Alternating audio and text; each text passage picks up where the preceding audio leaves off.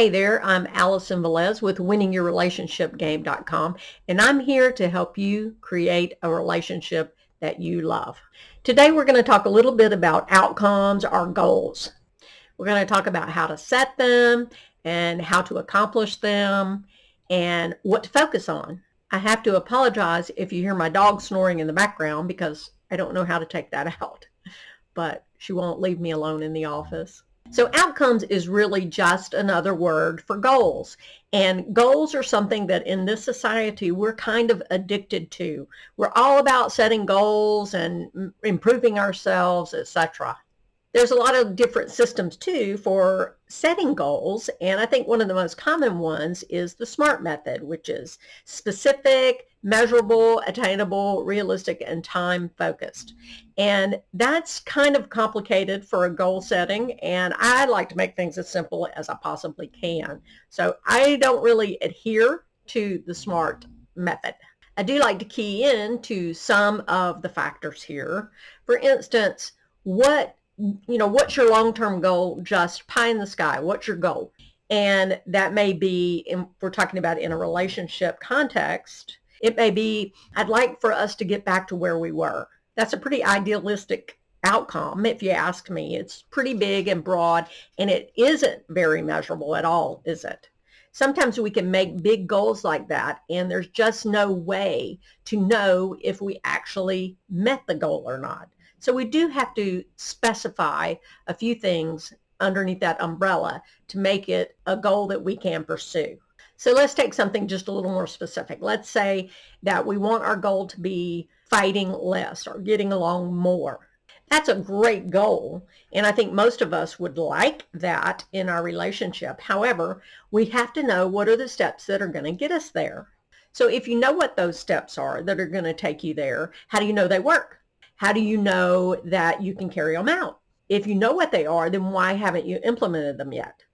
So not knowing what the steps are or doing the steps and not reaching the finish line, so to speak, sometimes can be really frustrating for us if we're striving to achieve a goal. It can be really discouraging to work on something and feel like you're not making any progress. To bring it back to something that's a little more reassuring, I like to say, focus on the process, not the outcome. Because if you know the right things to do and you do the right things, then you'll get closer to your outcome than if you just focus on that end result. So just to use a football analogy here, if your team wants to win the Super Bowl, but they don't really know how to run a play yet, then you better focus on running the play. You better learn how to do that really well. And in that analogy, not only do you need to learn how to run the play, but you need to know how to do it great. And you will run that play over and over again. And at first it'll seem awkward, and then pretty soon it's like second nature.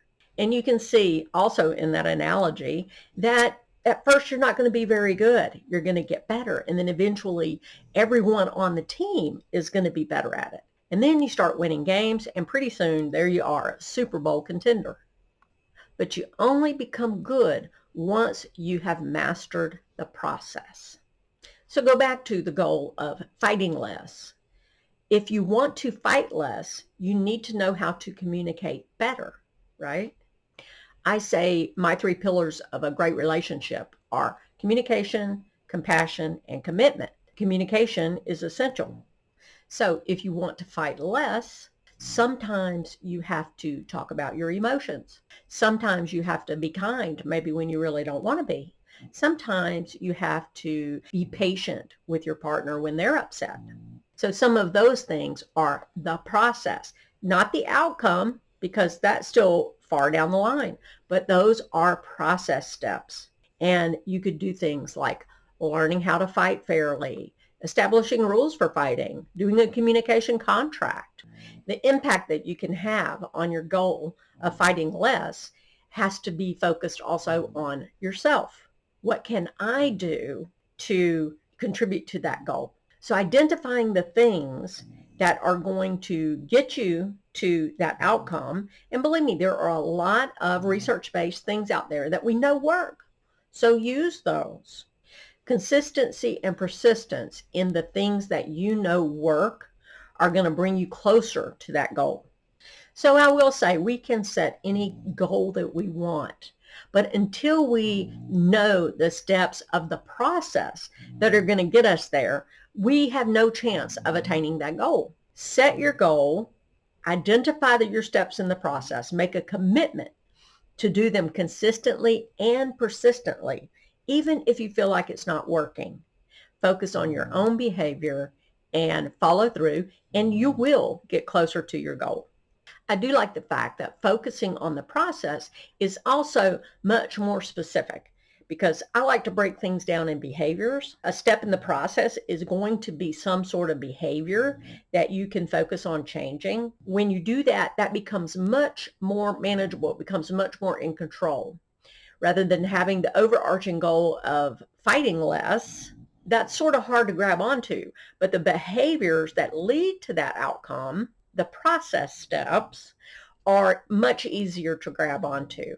It makes it much more attainable. So my recommendation is grab a notebook, piece of paper, your computer, whatever, and write down what is your overarching goal. What do you want?